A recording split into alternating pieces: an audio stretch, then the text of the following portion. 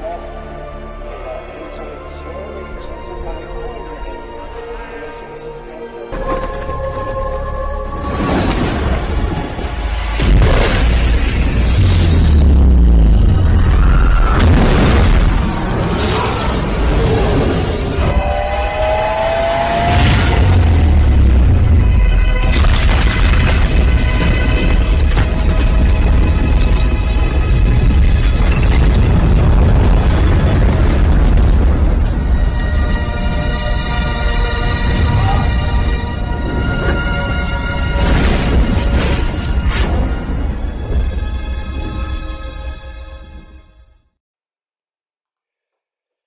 Good day, FB and YouTube friends. Today I want to continue unraveling the Rapture and Tribulation Part 2. Now from the Revelation 12, great sign, to the last great day, the 8th day of the Feast of Tabernacles is 50 days. Wow! In my last video, I stated the rapture may occur 19 October, but that was not the case. 19 October 2017 was not the day of the rapture, but it is about the month, the actual true 7th month in God's calendar. Why? It was the wrong interpretation, my personal opinion. Yeshua will not give us a date but an indication. The purpose of this date was to draw the attention to the new moon of 19th of October as the 7th month. Now 21st September 2017 Feast of Trumpets was invalid. Feast of Trumpets 21st September 2017 does not make sense. How can 21st September be the first day of Tishri if the fall equinox, autumn equinox 2017 in the northern hemisphere was at 23 hours on Friday 22nd September? The Feast of Trumpets can occur as many as 29 days after September 21st, 23rd, autumnal equinox at the equator, or as few as the same day if the equinox and the new moon crescent occur on the same day. If the new moon is in the same day as the equinox day, it is okay to declare Feast of Trumpets. Israel did not comply by moving Yom Tetrad 29 days later as prescribed. It cannot be called fall feast if Feast of Trumpets comes before the equinox. There you have it. The autumn equinox 2017 in the northern hemisphere was at 2300 hours on Friday 22nd September. Now here is the correct calendar for your view. For the 7th month from 21st October to 19th of October. And Yom Teruah started then on 21st of October until 22nd October. And then Feast of Atonement on the 30th the Monday, Yom Kippur. And then Feast of Tabernacles will then be on the 5th of November. So there you have it. The second thing that occurred 19 October was the Google NOODLE advert in honor of Chandrasekhar. It's 107th anniversary, the 19th of the 10th. This gives us some interesting clues to the timing of the rapture. Now the scale represents Libra, also known as the throne of God. They shown the sun in the scales in Libra, but the sun is actually still in Virgo. Then the moon drops on the scale and that makes the 144,000 go up. What is interesting about this sign appears on another new moon, 18th of November. This is the picture of a noodle, Google noodle, we will look at the stellarium at the end of the video to see what their actual signs meant. Yeah, so there you have the noodle Google. So here you can see the sun is getting on a scale but can't get the 144,000 away.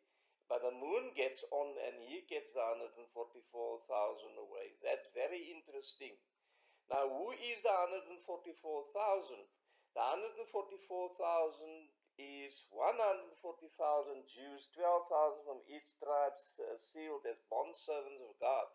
These men are the babies that died during the time of Moses in Egypt and during the time of Yeshua when Herod killed all the babies under 2 years.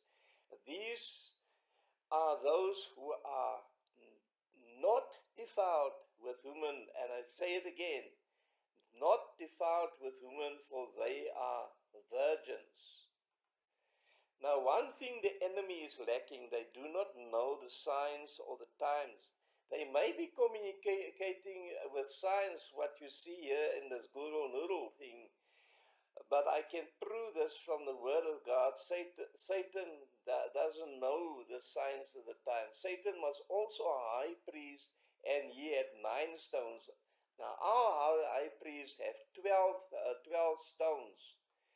Now, the 3 missing stones is that of Issachar. Issachar is a strong ass couching down between 2 burdens, and he saw the rest was good, and the land that it was pleasant, and bowed his shoulder to bear, and became a servant unto tribute. Get a troop shall overcome him, but he shall overcome at the last. Out of Asher his bread shall be fed, and he shall yield royal dainties. The jewel of Issachar is missing, because Satan is not a burden bearer.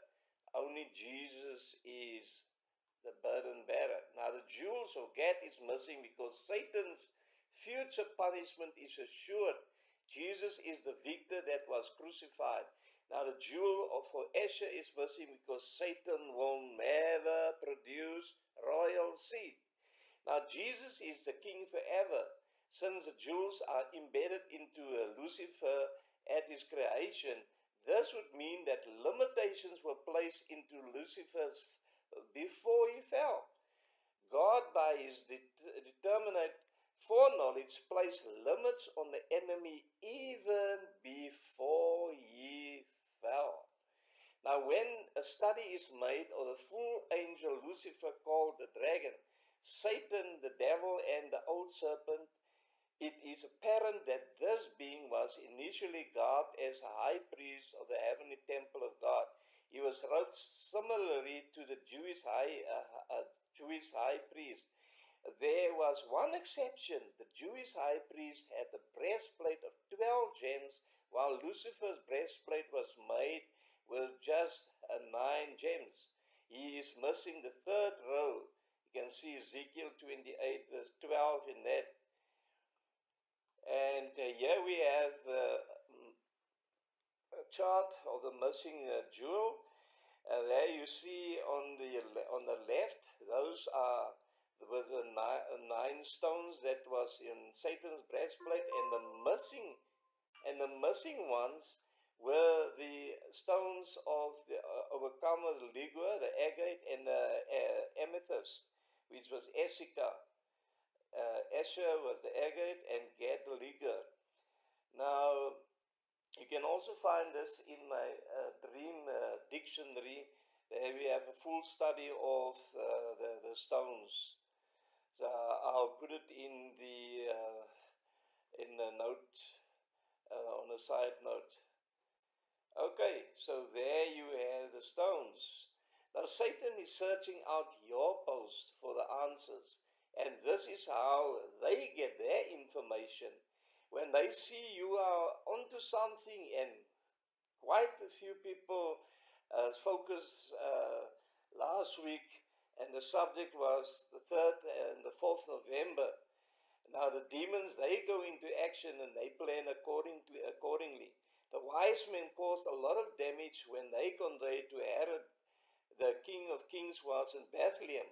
We all know that Herod killed all the babies 2 years and under.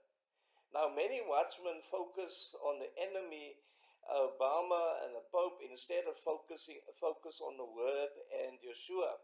Now I can tell you outrightly, nothing will occur on Halloween or on the 3rd or the 4th of November, which is the tribulation or the rapture.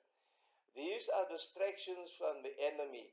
And also what I believe, these are outside the time of the feast. I fully believe that God will operate in His appointed times. Now 2017 is the year of the Lord. That's another subject beyond any doubt, that the rapture must occur in 2017. Here's a prophecy by Rabbi Judah ben Samuel. Rabbi Judah ben Samuel was a top Talmudic scholar in Germany. Now, just before he died in the year 12,017, he prophesied that the Ottoman Turks would rule over the holy city of Jerusalem for 8 jubilees. Now, the Ottoman Turks did take control of Jerusalem 300 years after the rabbi's death in 1517, and as according to the prophecy, the Ottoman Turks then lost Jerusalem 400 years later in 1917.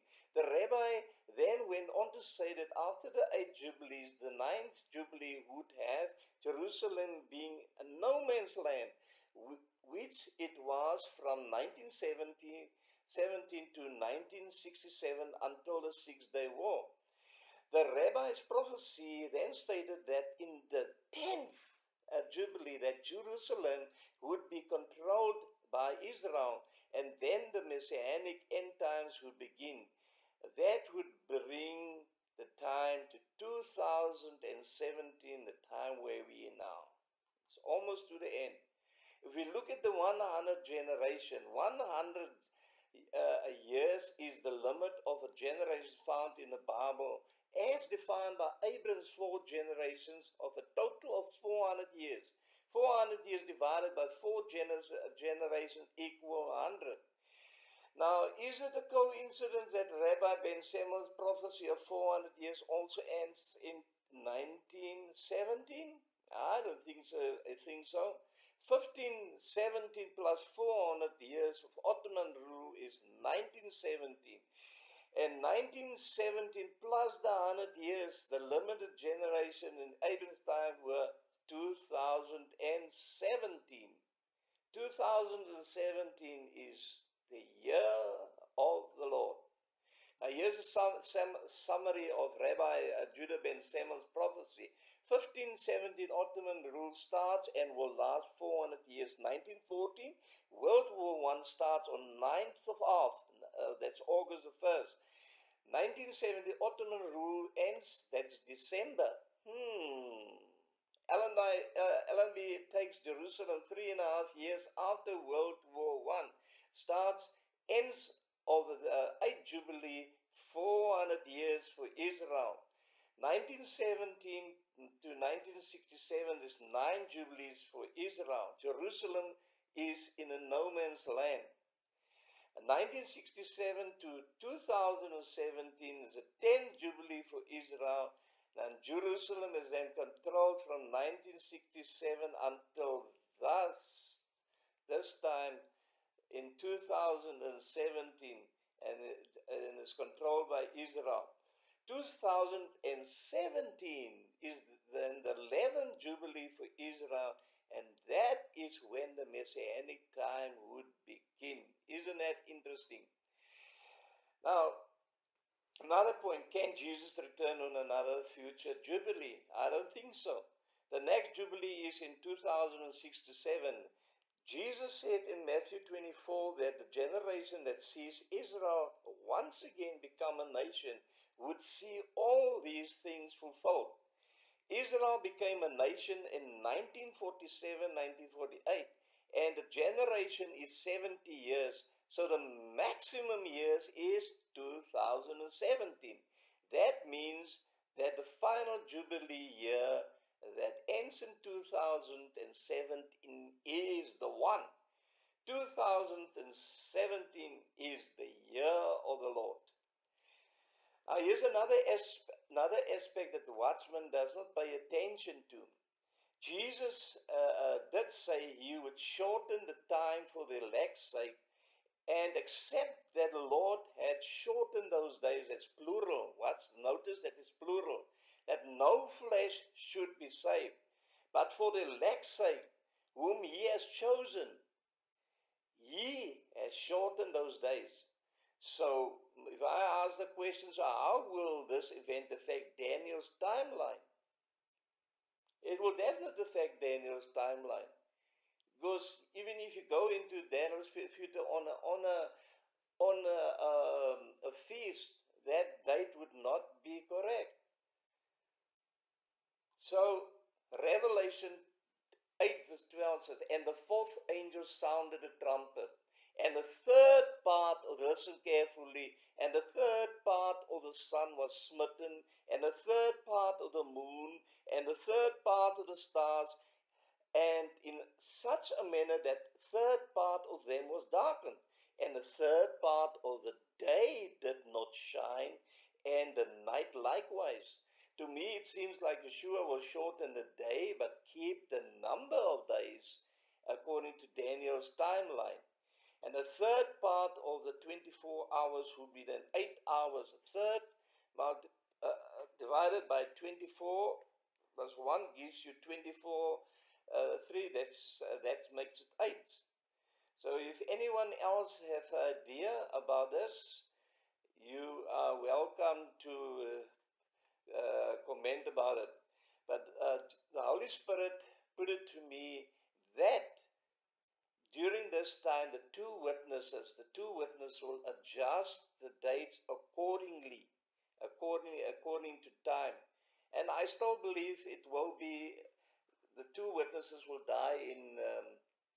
will be killed in 2021 Passover, but it will be on the 24th of April. That is on a full moon. I did work it out. So perhaps I'll be the two witnesses to that. Yeah. So we all expect the Lord to return.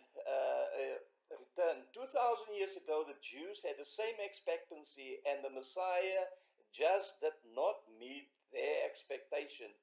We are in the season right now. Let me say it straight away. There is nothing wrong in looking and watching for the return of the Lord. 19 October really was a match, but how will it affect future counting of the days in the tribulation with Daniel's timeline?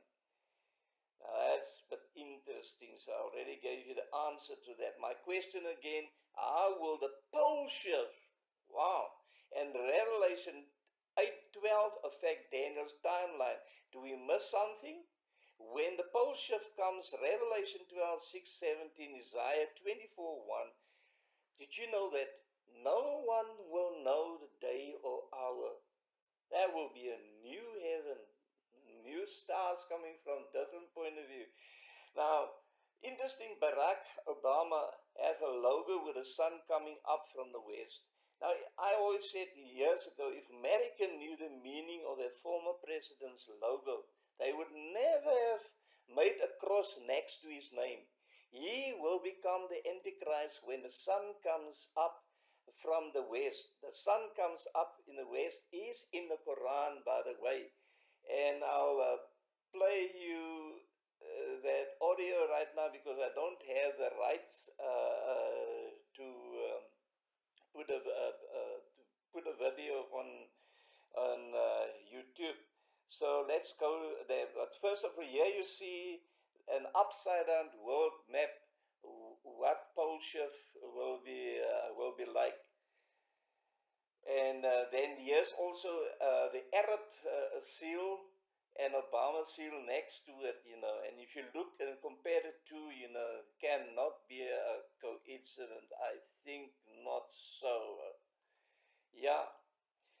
Now, as I said, Holy Spirit revealed to me that the two witnesses will adjust the times and the shortening of the days when the ministry of 1,260 days commence. Now, here, I just want to play you that audio of this Muslim preacher. I don't know what's get to the right name, but I call him a Muslim preacher. But let's listen to him, what he had to say. Of this presentation is about some of the 10 major signs of the approach of the hour.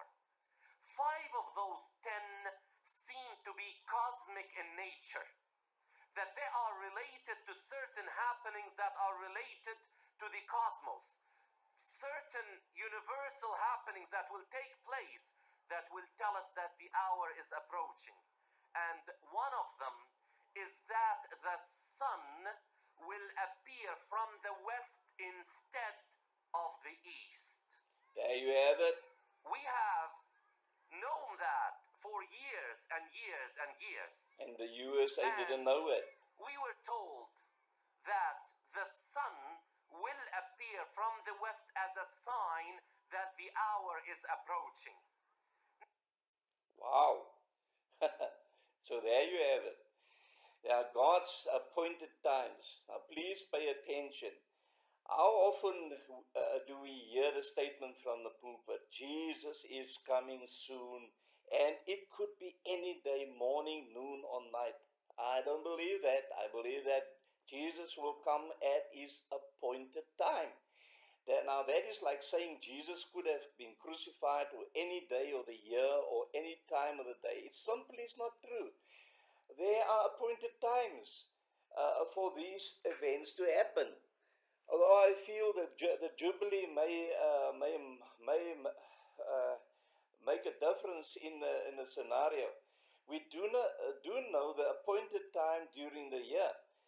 There are some things that God has kept secret from us, but those things which he has revealed belong to us. I'm a firm believer that Yahweh operates in his appointed times. I do, however, believe that this year, 2017, is the acceptable year of the Lord. Now, since 19 October this year, 2017, that is about 2 weeks ago, I threw away my theology concerning the feast days. I believe that Yahweh would fulfill them in order. I believe that Yahweh would fulfill them in order. I discovered the book of Revelation is the Feast of Trumpets. The book of Revelation is God's day of Feast of Atonements.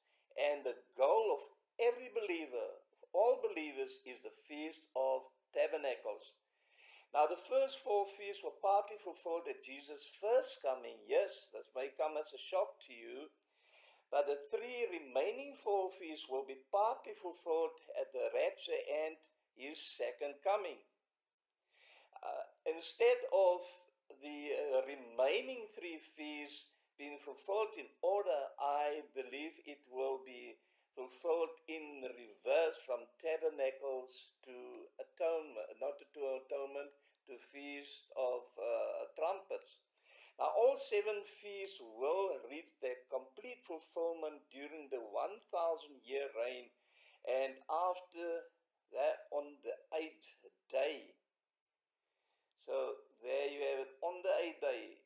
Yeah. I always believed the rapture of the bride would be fulfilled on Yom Teruah. I do believe that it cannot occur in any other day but on his appointed feast. These are not Jewish feasts, but Yahweh's appointed times with mankind. Yom Kippur is over now, and now we're looking at tabernacles. Now, the basic law of the Feast of Tabernacles is found in Leviticus 23:33 to 44. The Feast of Tabernacles is to be celebrated for a full 7 days from the 15th day of the 7th month, a month called Tishri, or the 7th month in earlier times, through the 21st day. The final ceremonies were then held on the 8th day of Tabernacles, which was the 22nd day of the 7th month. The first day, the 15th of the month, was to be the day of rest. Here you can see explicitly Jesus gives the time and everything else, the date and the time. So it is not date setting, it is God's appointed dates. And the 8th day, the 22nd day of the month, was also a day of rest. Now, the passage above was mainly designed to give us a timing of the feast. It sets forth the when and gives us only one detail as how to keep this feast. We read that the people were to cut down branches of trees, and this is very interesting, and build for themselves booths or tabernacles and camp in them for the week. The reason given is that to commemorate Israel's 40-year journey in the wilderness after they left Egypt, during which time they lived in tents or booths. Numbers 33:5 tells us that when Israel began their departure from Egypt, they left from the town of Ramesses and went to Succoth. Here they picked up the bones of Joseph to bring with them to the promised land. That's in Exodus 13, 19 and 20. In other words, Succoth was the first encampment as they departed out of Egypt. Succoth means booths, tabernacles, and that is where the name derived from. It is the same Hebrew word used for the Feast of Tabernacles. So at first glance, it might seem that the Feast of Tabernacles should be celebrated on Passover. However, this is not the established day for this feast. The question is, why was Israel's first encampment at a town of Succoth? And in what sense does it signify the Feast of Tabernacles? Now, the wilderness is not a place to settle in a permanent house. It is only a transition stage. Abraham himself confessed that he was but just a stranger, a pilgrim in the land, because he sought the city in the New Jerusalem. Hebrews 11, 13 to 16. His life in Canaan was his own wilderness experience. Yet Abraham had the faith to see the promise, and it was counted to him for righteousness.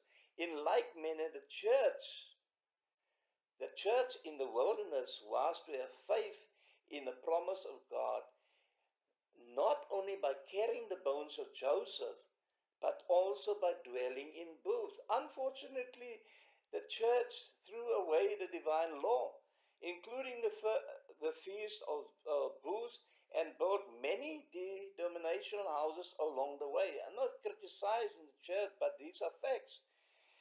Most people settle down in a denomination, convinced that each priesthood or clergy possess all truth that was necessary for them to get them to heaven. Now, my purpose is to show that the Feast of Tabernacles is the appointed time for the bodily change, what Paul calls the redemption for our body, Romans 8 verse 23.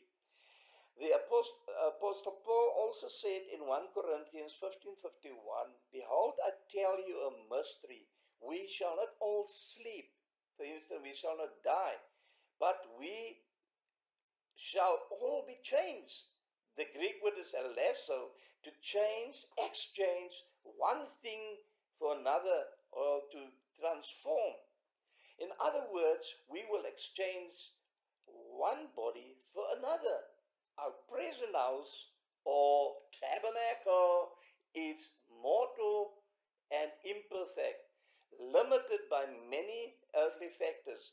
In the Feast of Tabernacles, we exchange this house for another. We will move from our present earthly house to a house depicted by the booths made of tree branches. The booths are made of materials that are living. In the redemption of our body, the living body that we lost through Adam's sin will be redeemed. This is our true inheritance, our true promised land in the highest level of meaning here. Now, waving the palm branches at tabernacles, Nehemiah 8 tells us that the people had not kept the Feast of Tabernacles by dwelling in booths since the day of Joshua. Another part of this feast seemed to have been ignored until this time. It was the practice of waving the fruit and palm branches. It seems to have begun with Ezra in 445 before Christ, but it was universally practiced by the time at Christ 2,000 years ago. Now the law of Moses tells us in Leviticus 23:40, now in the first day you shall take, the Hebrew word is lakah, to take or carry for yourself the foliage of beautiful trees, palm branches, and boughs or leafy trees, and willows of the brooks, and you shall rejoice. The Hebrew word is samak, to rejoice before the Lord your God for 7 days. Nonetheless, the book of Revelation gives us the vision of the final outcome of this prophecy, for we read in Revelation. After these things I looked, and behold, a great multitude which no one could number, of all nations, tribes, peoples, and tongues, standing before the throne and before the Lamb, clothed with white robes, with palm branches in their hands, and crying out with a loud voice, Salvation belongs to our God who sits on the throne, and to the Lamb.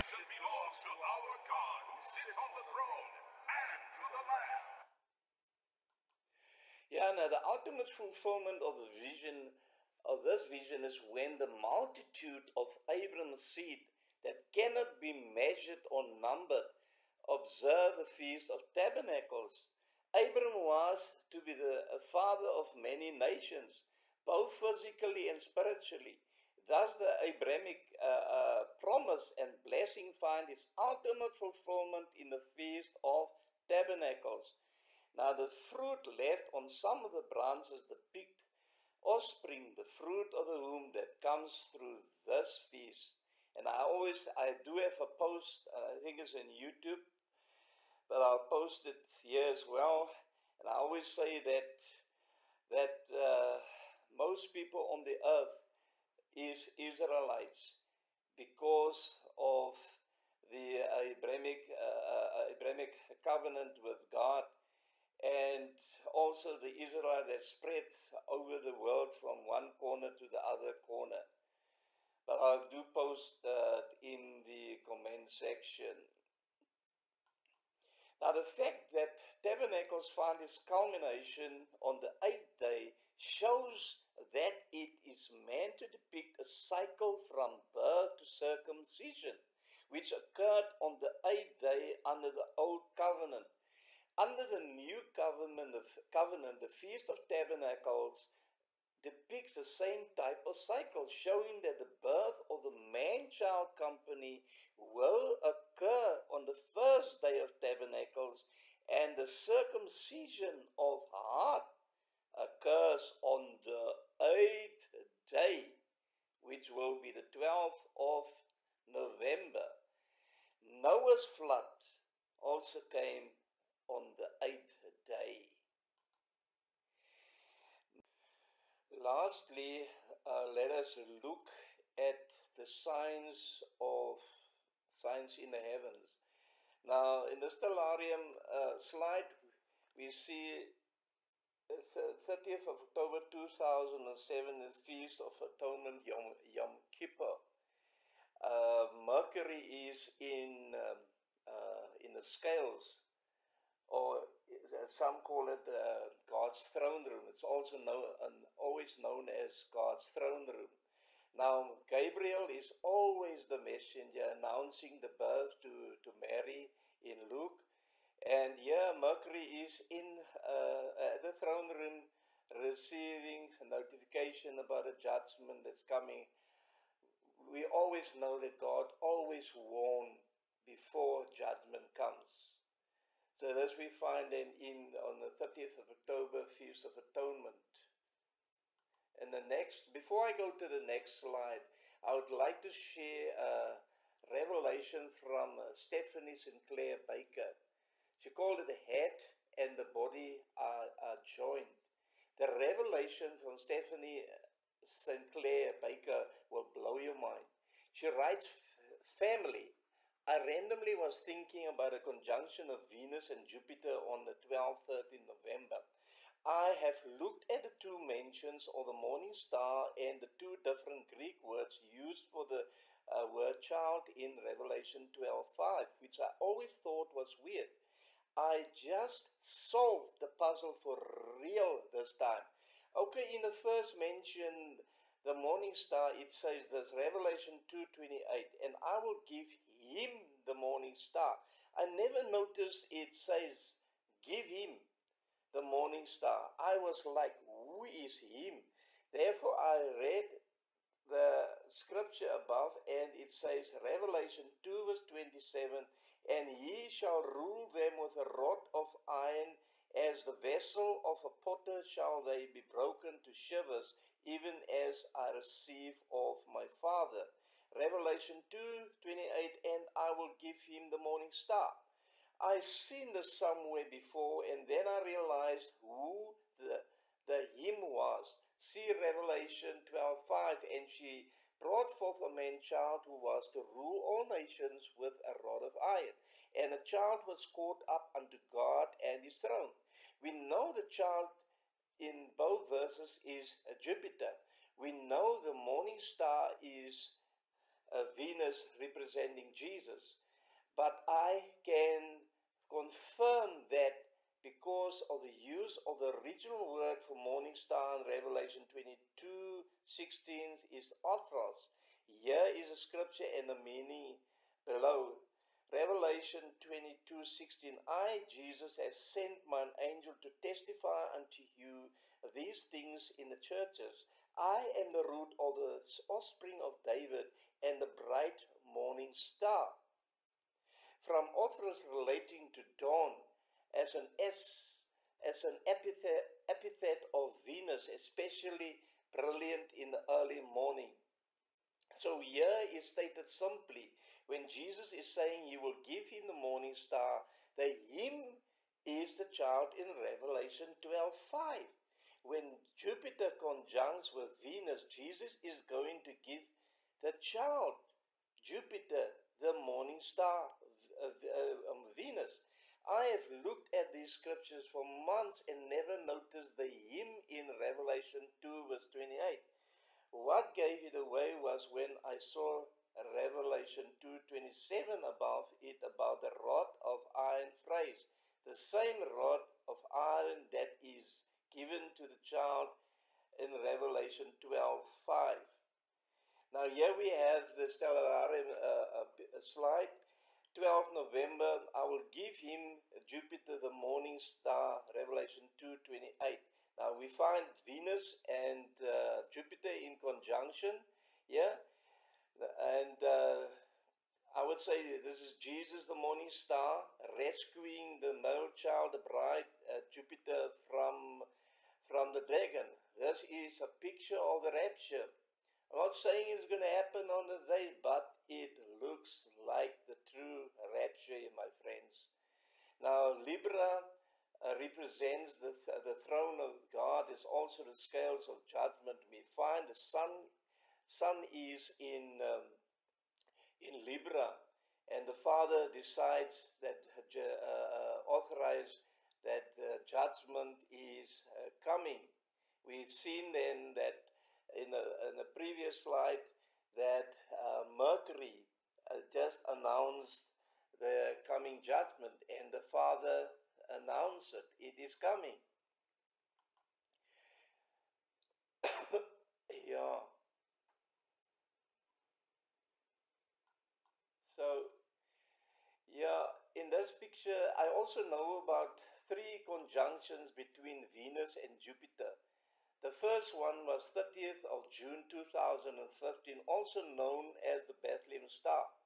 This is the second conjunction that the wise men saw 2 BC when they arrived 9 months later, 17 June 2 BC, after the conjunction of Regulus and Jupiter 9 September 3 BC, when Christ was born. The wise men arrived 9 months later after the birth of Christ.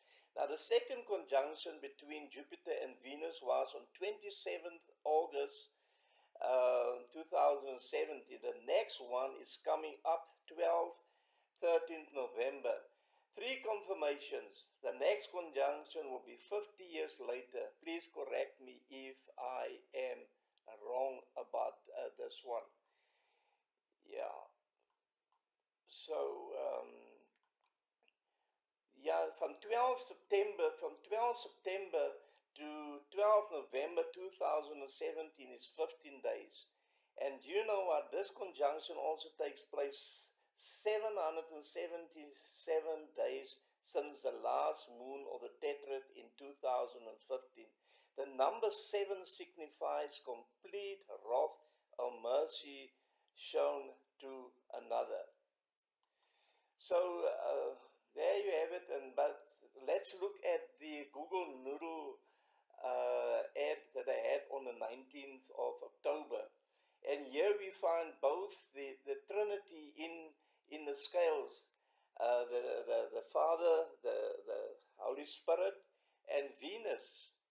I always love to say this, that the Father authorized and Jesus administrates, and the Holy Spirit, He is executes the judgment. I believe judgment is coming for sure, my people, and this is what I see in the signs in heavens here. So this is the last picture that I will discuss. I'm not going to elaborate much on it, but this will be my next post. The Revelation 12:3 sign, and there appeared another sign in the heavens. Behold, a great dragon having 7 heads and 10 horns and 7 crowns upon it. Now, I'm not so sure if the rapture would come before or after this sign appears. Now, this sign appears 17th of December 2017 at the Feast of Hanukkah. So, as I said, I will not elaborate much on it. This will be the next video, so set your notifications for this post. So there you have it, friends. Be blessed.